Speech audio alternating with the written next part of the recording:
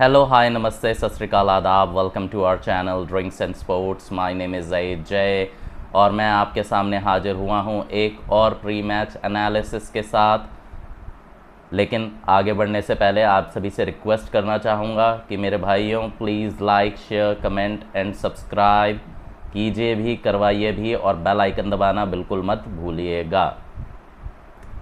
आज का मैच एक टीम के लिहाज से बहुत इम्पॉर्टेंट है, तो दूसरी टीम की नज़र में यही मैच साख बचाने वाला मैच है। एक टीम जो कि आईपीएल ट्रॉफी की प्रबल दावेदार है, वो टॉप 2 में अपनी जगह पक्की करना चाहेंगे ये मैच जीत के। तो दूसरी तरफ दूसरी टीम जिन्होंने सीज़न तो बहुत अच्छा स्टार्ट किया था लेकिन अब वो प्लेऑफ में भी जगह नहीं बना पाए, तो वो अपनी साख बचाने के लिए ये वाला मैच जीतना चाहेंगे। जी हाँ, मैं बात कर रहा हूँ Gujarat Titans and Lucknow super giants की। सिर्फ 7 मैचेस रह गए हैं आईपीएल के लीग फेस के। प्लेऑफ कंटेंडर्स सारे कंफर्म हो चुके हैं। बस अब जंग है तो सिर्फ टॉप 2 में पहुंचने की, कि किसको 2 मौके मिलेंगे फाइनल तक पहुंचने के और किसको सिर्फ एक ही मौका मिलेगा, या फिर मैं कहूँगा थोड़ा सा चैलेंजिंग रहेगा फाइनल्स में पहुंचना। अब यहाँ पे गुजरात टाइटंस की टीम की बात करना चाहूँगा। पहले गुजरात टाइटंस की टीम बैटिंग हैवी लोडेड लगती है, और लगे भी क्यों ना, उनका जो टॉप ऑर्डर है वो इस कदर फॉर्म में है या इस कदर उन्होंने डोमिनेट किया है हर मैच जो भी गुजरात टाइटंस ने खेला है। Yes, Jos Buttler, Sai Sudharsan, Shubman Gill और आप मोस्ट वैल्यूएबल प्लेयर इस सीज़न के देख भी सकते हैं कि तीनों वहाँ पर उपस्थित है, क्योंकि उन तीनों की तरफ से ही परफॉर्मेंस इतनी ज़बरदस्त आई है और हर मैच में आई है, इतनी कंसिस्टेंसी से आई है कि I haven't seen any top order performing that well in IPL history. मतलब कि आप पहले मैच से लेकर 14वें मैच तक ऐसी परफॉर्मेंस पूरे लीग फेस में शायद ही आपने देखी होगी किसी भी टॉप ऑर्डर से। बहुत सारे लेजेंडरी टॉप ऑर्डर्स देखे हमने पिछले 18 सालों में, लेकिन ये वाला कुछ अलग ही है, क्योंकि जब ये खेलते हैं तो भाई ऐसा लगता है कि आप क्रिकेट देखने पहुंच रखे हैं, प्योर क्लास बैटिंग देखने के लिए पहुंच रखे हैं। भाई ना वो हड़बड़ी, ना वो जल्दबाजी, जो बॉल ख़राब आती है उसे दे मारते हैं और जो बॉल सही आती है उसका सम्मान भी करते हैं। कोई रिस्की शॉट नहीं, totally risk free cricket. And that is the reason they have proven this year that only hard hitting is not the option in T20। आप अच्छा क्रिकेट खेल सकते हैं नॉर्मल क्लासी क्रिकेट खेलते हुए भी, और अच्छे रन भी बना सकते हैं। ये उन्होंने शो भी किया है। अब यार शुभमन गिल मतलब कि भारत के फ्यूचर कप्तान भी हो सकते हैं इंडिया की टीम के, तो भाई शुभमन गिल तो हम बहुत सालों से देखते हुए आ रहे हैं कि डेफिनेटली भाई कि उसके अंदर वो स्पार्क है जो उसे भारत का नेक्स्ट सुपरस्टार बना सकता है आफ्टर विराट कोहली एंड रोहित शर्मा। मतलब हमारे लास्ट जनरेशन के सुपरस्टार थे विराट कोहली एंड रोहित शर्मा। देन उसके बाद शुभमन गिल का लगता है कि भाई वो हमारा नेक्स्ट इंडियन सुपरस्टार हो सकता है क्रिकेट का। लेकिन यहाँ पर मैं कसीदे पढ़ना चाहूँगा साई सुदर्शन के। भाई मेरा दिल जीत के ले गया है ये लड़का। मैं इसे देख तो रहा हूँ कुछ सालों से खेलता हुआ, लेकिन मतलब कि होता ना कि एक मेच्योरनेस आती है धीरे धीरे खिलाड़ी के अंदर। डेफिनेटली इसने कंसिस्टेंट परफॉर्म किया है लास्ट सीज़न, या जितना भी टाइम मैंने इसे खेलता हुआ देखा है, लेकिन इस सीज़न वो कुछ अलग ही दिखा है। And that is the reason कि ऑरेंज कैप उसके सर पर है। क्योंकि भाई जब ये उतरता है तो आय हाय हाय हाय हाय, आप अगर आंद्रे रसल के फ़ैन हैं, मैं मानता हूँ। आप बिग शो ग्लेन मैक्सवेल के फ़ैन हैं, मैं मानता हूँ। आप यूनिवर्सल बॉस क्रिस गेल के फ़ैन हैं, मैं मानता हूँ। आप AB डिविलियर्स मिस्टर 360 उनके फ़ैन हैं, मैं मानता हूँ। लेकिन ये खिलाड़ी की क्लास कुछ और है। A pure left handed batsman, class से भरपूर, शॉट से भरपूर, और मैं तो इन्हें एक नाम देना चाहूँगा कि एवरग्रीन। एवरग्रीन,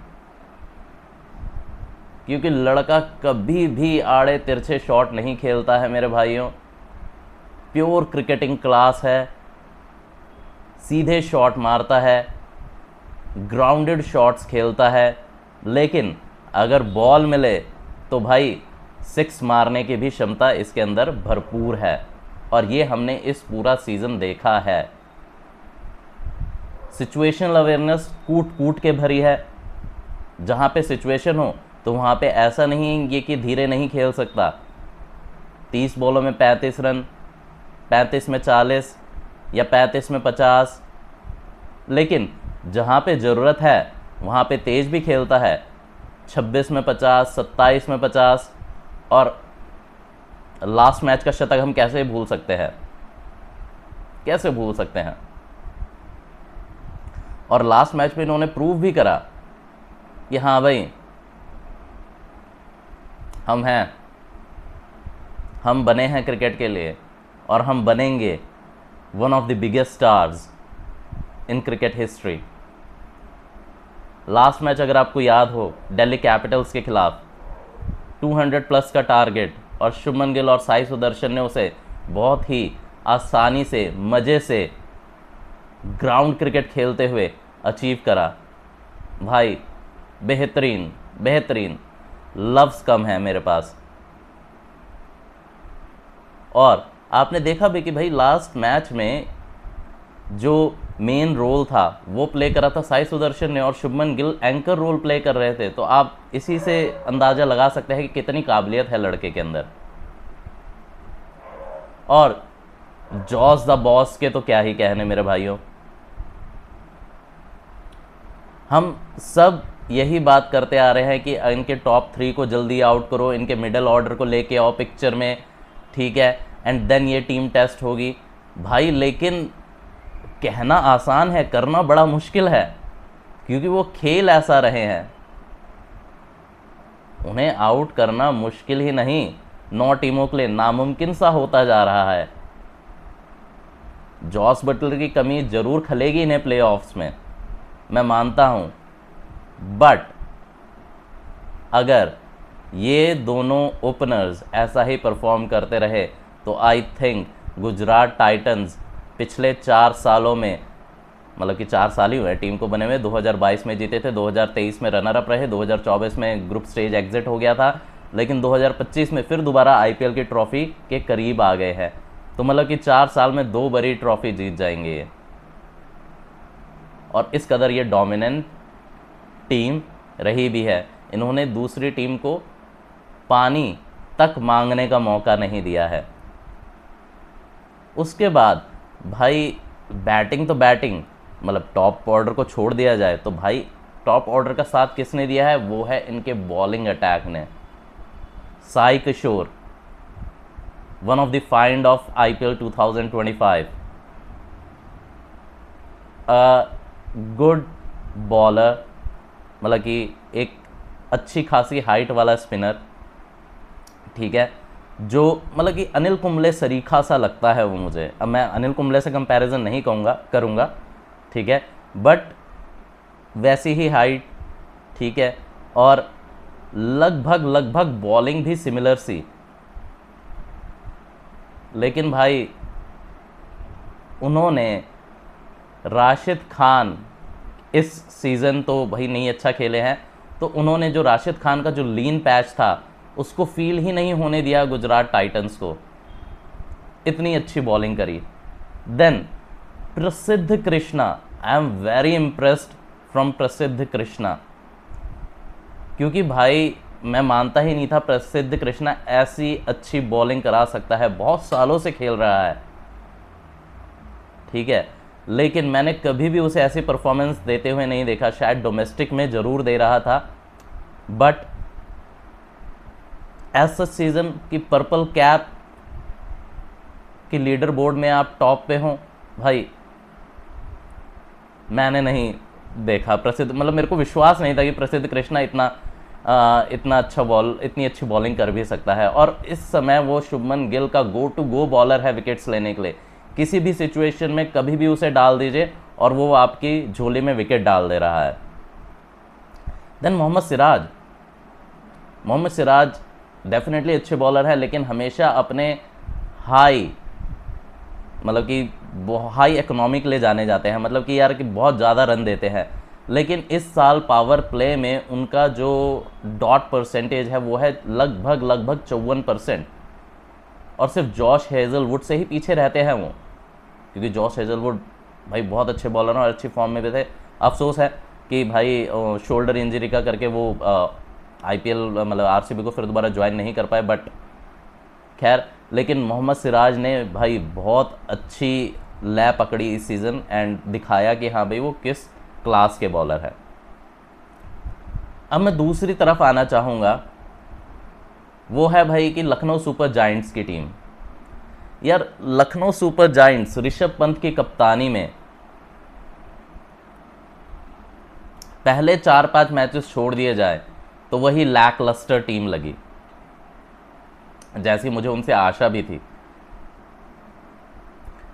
क्योंकि जो आपका सरदार है वो बिल्कुल भी असरदार नहीं है।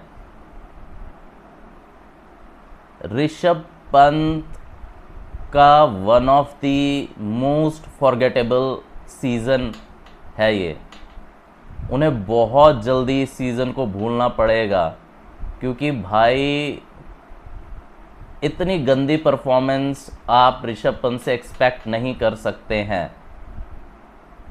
मेरा तो मानना है कि आईपीएल के इतिहास का सबसे महंगा खिलाड़ी बनना उनके लिए अभिशाप हो गया। वो प्रेशर, उस प्रेशर को वो एब्जॉर्ब नहीं कर पाए, एंड बैक टू बैक बेकार परफॉर्मेंसेस, चाहे नीचे आए हों, चाहे ऊपर आए हों, चाहे मिडल ऑर्डर में आए हों, भाई किसी भी स्थान पर आप उन्हें देखिए, कहीं भी ऐसा नहीं लगा कि हाँ भाई ये ऋषभ पंत खेल रहा है। हर जगह ऋषभ पंत का सिर्फ साया ही आया, लेकिन ऋषभ पंत नहीं आया। इतना लैकलस्टर परफॉर्मेंस ऋषभ पंत की तरफ से। देन थोड़ा सा जो उनके स्टार्टिंग में जो उनका टॉप ऑर्डर परफॉर्म कर रहा था, एडन मार्करम को छोड़ के, एडन मार्करम ने लगातार उसके बाद भी अच्छा परफॉर्म किया है, ठीक है, बट एडन मार्करम को छोड़ के उन्होंने मतलब कि इनके जो 2 बैट्समैन हैं Mitchell Marsh and Nicholas Pooran, वो इतना अच्छा नहीं खेल पाए हैं, और ख़ास तौर से निकी पी का फॉर्म, पहले 5 मैचेस के बाद निकी पी की जो फॉर्म थी वो बिल्कुल ही गायब हो गई, जैसे कि भाई कि ये फॉर्म में था ही नहीं कभी। मेरा मानना था कि अगर आपने मेरे पहले एनालिसिस भी देखे होंगे तो आप स्टार्टिंग के लखनऊ सुपर जायंट्स के, तो आपने सुना होगा मेरे मुंह से कि इस सीज़न मेरे को लगता है कि निकी पी जिस हिसाब से खेल रहे हैं तो 700 प्लस रन मारेंगे इस सीज़न में, लेकिन भाई वो 500 तक पहुंचना उसके लिए मुश्किल हो गया है।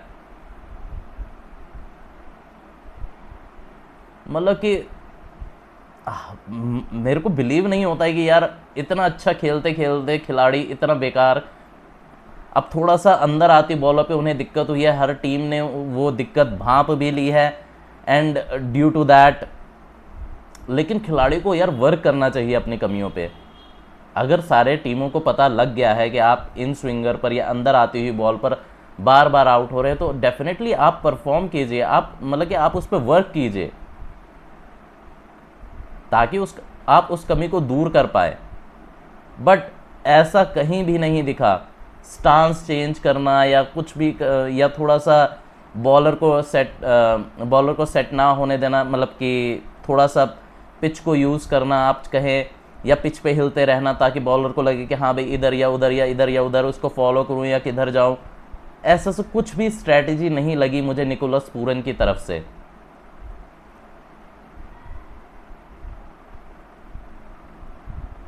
इसलिए सिर्फ और सिर्फ जिनको अपने क्लास पे बहुत भरोसा है, एडन मार्करम, वही इनके इकलौते बैट्समैन रह गए जो रेगुलरली परफॉर्म करते रहे। जो दो उनके हार्ड हिटिंग बैट्समैन थे वो hot and cold type of से हो गए कि हाँ भाई पहले हॉट थे फिर कोल्ड हो गए, एक आधा मैच फिर चल सकते हैं, लेकिन भाई अब चलने का भी क्या फ़ायदा, अब पछताए क्या हो जब चिड़िया चुग गई खेत। अब तो चिड़िया खेत चुग गई है, अब तो आपने बाहर का रास्ता देख लिया है, अब तो सिर्फ साख बचाने की लड़ाई है। और इनकी बॉलिंग ने भी उनका साथ नहीं दिया है कुछ ऐसा कि हाँ भाई कि यार कि थोड़ा सा जो मोटिवेट कर दे या मोराल बूस्ट कर दे टीम की बैटिंग का। सिर्फ दिग्वेश सिंह राठी के अलावा किसी ने भी ऐसा परफॉर्म नहीं किया है। दिग्वेश सिंह राठी जो अपने हॉट नेचर के लिए थोड़ा सा उन्हें एंगर मैनेजमेंट की ज़रूरत है, ठीक है, तो सिर्फ वही है जिन्होंने हाईएस्ट विकेट लिए हैं इनकी टीम में, वो हैं 14 विकेट उन्होंने लिए। शार्दुल ठाकुर स्टार्टिंग के 2-3 मैचेस में ही उनके 8-9 विकेट हो गए थे जहाँ तक मुझे याद है, तो उसके बाद भी पूरा सीज़न ख़त्म होने को आ रहा है, लेकिन वो सिर्फ और सिर्फ 13 विकेट पर ही पहुँचे हैं, ठीक है।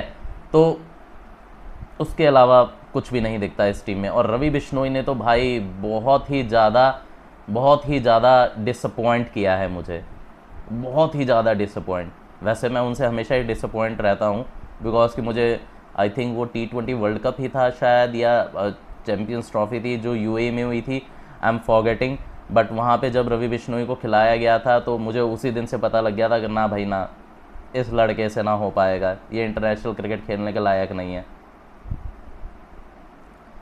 खैर, मैच होने जा रहा है नरेंद्र मोदी स्टेडियम अहमदाबाद में, क्योंकि गुजरात टाइटंस के जो बचे हुए मैच हैं वो सारे के सारे मतलब कि जो भी 1-2 मैच बचे पड़े हैं वो आपके होम मैचेस ही हैं, तो नरेंद्र मोदी स्टेडियम में ही मैच होगा। वेदर फॉरकास्ट अच्छा ही है, मैच आपको पूरा देखने को मिलेगा, ठीक है।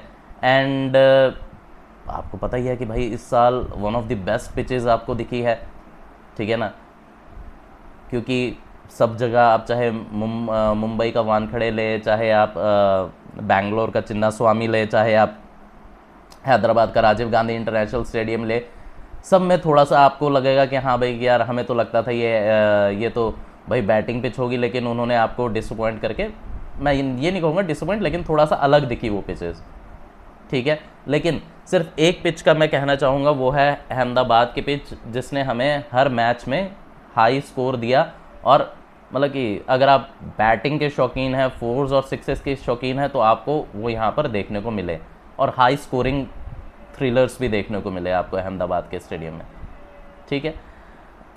तो आज का मैच भी मेरे को लगता है 200 प्लस होएगा। तो इसके अलावा 1-2 चीज़ मैं थोड़ा सा मैचअप 1-2 आते हैं मेरे दिमाग में, ज़्यादा नहीं है और ना ही मैं ज़्यादा बात करना चाहूँगा मैचअप्स की। तो एक मेरे को मैचअप आ रहा है मेरे दिमाग में, निकोलस पूरन वैसे तो फॉर्म में नहीं है, आप उन्हें स्विंगर डालिए वो आउट हो रहे हैं, लास्ट मैच थोड़ा सा अच्छा परफॉर्म कर रहे थे। और यार एक चीज़, चलो ठीक है उसके बारे में बाद में बात करेंगे। तो निकोलस पूरन का जो रिकॉर्ड है वो Kagiso Rabada and Rashid Khan के खिलाफ बहुत ही बेकार है। आई थिंक राशिद खान ने उन्हें 3 बारी आउट किया है 70 से 75 डिलीवरीज में, ठीक है, एंड सिर्फ और सिर्फ 87 रन मारे हैं उन्होंने राशिद खान के खिलाफ। देन अगर कगिसो रबाडा की बात करूँ तो आई थिंक कगिसो रबाडा ने उन्हें 4 बार ही आउट किया है 42 डिलीवरीज में, एंड सिर्फ उन्होंने 55 ही रन मारे हैं उनके खिलाफ। तो भाई निकोलस पूरन के खिलाफ आप कगिसो रबाडा या राशिद खान को लगा दीजिए, शायद आपको सफलता मिल जाए। लेकिन उनके पास बहुत सारे मतलब बहुत अच्छे अच्छे बॉलर हैं गुजरात टाइटंस के, तो कगिसो रबाडा और राशिद खान आप ठीक है, मतलब ठीक है, प्रसिद्ध कृष्णा को लगाइए यार, पर्पल कैप दीजिए लड़के को इस साल। उसके अलावा भाई जो एडन मार्करम है, एडन मार्करम का जो रिकॉर्ड है इनके पेस बैटरी के खिलाफ, चाहे वो कगिसो रबाडा, प्रसिद्ध कृष्णा एंड मोहम्मद सिराज, इन तीनों के खिलाफ ही रिकॉर्ड बहुत अच्छा है एडन मार्करम का। अच्छे लय से रन मारे हैं, अच्छी स्ट्राइक रेट से रन मारे हैं इनके खिलाफ, तो थोड़ा सा बच के रहना पड़ेगा। लेकिन यहीं पर ही एक फैक्ट आता है कि जो लखनऊ सुपर जायंट्स की टीम है उसने स्पिन के खिलाफ सब मतलब कि लगभग 17 विकेट गंवाए हैं इस सीज़न, तो स्पिन भी कारगर साबित हो सकती है लखनऊ सुपर जायंट्स के खिलाफ। लेकिन जिस कदर गुजरात टाइटंस के पेस बैटरी भाई फॉर्म में है, तो भाई बिल्कुल भी दरकिनार नहीं करना चाहेंगे, बिल्कुल भी हल्के में नहीं लेना चाहेंगे आप, ठीक है, तो सारे अपना काम कर सकते हैं। इसके अलावा ज़्यादा कुछ है नहीं है, मतलब कि अगर मैं बात करने जाऊँ गुजरात टाइटंस के फैक्ट्स की, तो भाई बहुत सारे फैक्ट्स हैं, but well and good. Gujarat Titans के बारे में मतलब यार रात निकल जाएगी, इतनी अच्छी परफॉर्मेंस दी है उन्होंने इस सीज़न के आईपीएल में। तो ज़्यादा देरी ना करते हुए मैं सीधा टीम लाइनअप की तरफ जाऊंगा। यार सब जानते हैं दिग्विजय सिंह राठी को एक मैच का बैन लगा है उनके नोटबुक सेलिब्रेशन का करके। यार हाँ, अब मैं थोड़ा सा बात यार सब पे क्या मतलब कि गोयनका साहब का असर हो गया, गोयनका साहब का जूठा खा लिया क्या सबने। कभी आप ऋषभ पंत को देखते हो भाई अपने यूजुअल सेल्फ के विपरीत कि हाँ भाई गुस्सा करते हुए ये क्या कर रहा है, अबे यहाँ बॉल कर रहा है जो, ये यहाँ बॉल कर रहा है जो, ठीक है, मतलब ऐसा सब कुछ करते हुए। पिछले मैच में आपने निकोलस पूरन को भी देखा भाई, उन्होंने अपने पैड्स फेंक दिए, मतलब कि यार कूल, वो नॉर्मल जो आपको कूल रखना चाहिए। अगर आप स्पोर्ट्स पर्सनैलिटी है, प्रोफेशनल स्पोर्ट्स पर्सन है, प्रोफेशनल एथलीट है, तो आपको अपना कूल रखना चाहिए, क्योंकि वही कूल आपको वही कूलनेस आपको बाद में मतलब या ऐसे सिचुएशंस में आपको सही डिसीजन पर ले जाती है। लेकिन अगर आप कूल एंड काम माइंडेड नहीं हैं, तो देन आप उस ईगरनेस में या उस हॉट हैटेडनेस में आप गलत डिसीजन ले सकते हैं। और सेम भाई दिग्विजय राठी का भी है, मतलब कि मेरे को तो लग रहा है इन तीनों ने खास तौर से खा लिया है जूठा गोयनका साहब का। खैर ठीक है, जैसा भी है, लेकिन बात कर लेते हैं टीम लाइनअप्स की बात कर लेते हैं। तो भाई मैंने आपको बताया दिग्विजय राठी पे एक मैच का बैन लगा है भाई, पता नहीं आईपीएल क्यों खेल रहा है, पैसे तो इसे मिलने नहीं वाले, जेब से और जाएंगे, लेकिन चलो ठीक है भाई, लड़के का अपना पैशन है। तो बात करते हैं लखनऊ सुपर जायंट्स की। तो लखनऊ सुपर जायंट्स भाई उनके टॉप 3 कंफर्म्ड हैं, आपके Mitchell Marsh, Aiden Markram, then आपके निकोलस पूरन या निकी पी, देन आपके आ जाते हैं ऋषभ पंत, आयुष बडोनी, अब्दुल समद। ये इनका बैटिंग लाइनअप है। एक आधा शायद आज आई थिंक आज शायद हिम्मत सिंह को भी मौका मिल सकता है, जहाँ तक मुझे लगता है शायद मिल जाए हिम्मत सिंह को मौका। तो अगर हिम्मत सिंह को मतलब कि वो भी ठीक ठाक बैटिंग कर लेता है, रेस्ट आई थिंक ठीक है, बस यही खेलने वाले हैं। उसके अलावा अगर मैं गुजरात टाइटंस की तरफ जाऊँ तो भाई उनके टॉप 3 फैप 3 या 3 मस्केटियर्स भी कह सकते हैं आप इन्हें, ठीक है। तो ये है भाई साई सुदर्शन, आपके Shubman Gill, Jos Buttler, then उसके बाद आएंगे शर्फेन रदरफोर्ड, देन आपके पास शर्फेन रदरफोर्ड के बाद राहुल तेवतिया, ठीक है, शाहरुख खान। इसके अलावा इनको किसी और की ज़रूरत है भी नहीं है, थोड़ा बहुत शायद अरशद खान को भी खिला सकते हैं, ठीक है। तो ये इनकी बैटिंग लाइनअप है। अब बात कर लेते हैं बॉलिंग लाइनअप की भी फटाफट। बॉलिंग लाइनअप में अगर लखनऊ की बात करूं तो भाई दिग्विजय सिंह राठी आज नहीं खेल रहे हैं, तो इनके पास और कौन सी ऑप्शन है, शाहबाज अहमद की ऑप्शन है, एक और स्पिनर, ठीक ठाक बैटिंग भी कर लेते हैं, मतलब एक आधा चौका छक्का मारने की जरूरत पड़े तो मार लेंगे। ठीक है। तो हिम्मत सिंह भी पड़ जाते हैं, ठीक है चलो। तो आपके पास शाहबाज अहमद है, रवि बिश्नोई है, देन आपके पास आवेश खान है, आकाशदीप है, विलियम ओरोरके हैं। तो ये टीम है, ये बॉलिंग लाइनअप है। तो अब ये है कि यार चलो ठीक है, मैं इन्हीं 5 की बात करूँगा, मतलब मेरे को तो लगता है यही 5 खेलेंगे। तो और थोड़ा शायद एक आधा ओवर वो हिम्मत सिंह से निकलवा ले बीच में, ठीक है। अगर मैं गुजरात टाइटंस की बात करूँ तो भाई Prasidh Krishna, Kagiso Rabada and Mohammed Siraj confirm, Sai Kishore and Rashid Khan confirm. ज़्यादा कुछ इसमें डिस्कशन करने के लिए है नहीं। अरशद खान भी है तो वो भी थोड़ी बहुत ही बॉलिंग करा सकते हैं। तो ये थी भाई टीम लाइनअप। स्कोर क्या रहने वाला है आज का, मेरे को लगता है 215 से 16 का स्कोर होगा। मैं 215 पर चल रहा हूँ कि मेरे अकॉर्डिंगली आज का फर्स्ट इनिंग टोटल 215 होने वाला है। एंड ये भी कोई भाई डिफेंडेबल टोटल नहीं है, क्योंकि भाई अहमदाबाद की पिच बैटिंग पैराडाइज, तो भाई और जिस कदर दोनों के टॉप 3 हैं अगर चल जाते हैं तो भाई वो 215 आपके लिए बिल्कुल भी सेफ नहीं रहेगा।